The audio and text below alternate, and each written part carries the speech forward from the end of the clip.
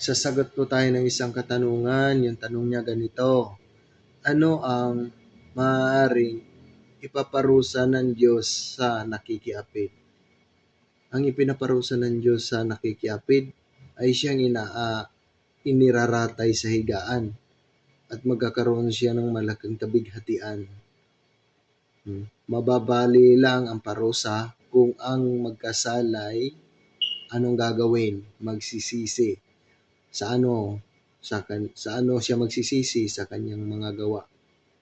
Ganito ang mababasa sa Pahayag 2 verse 22. Narito, akin siyang iniraratay sa higaan at ang mga nakikiapid sa kanya sa malaking kabighatian maliban na kung sila'y magsisipagsisi sa kanyang mga ginawa.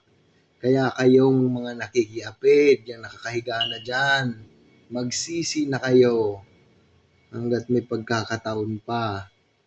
Kaya ang tanong mo, ano ang maaaring ipaparusa ng Diyos sa makikiapid?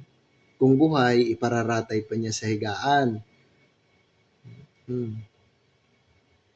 Diba? Sabi ng Diyos, ang ipaparusa ng Diyos sa nakikiapid ay siya iraratay sa higaan at magkakaroon siya ng malaking kabighatian. Mababali lang ang parusang yun kapag siya ay nagsisisi. Kaya magsisi kayo, mag-ingat at paalam.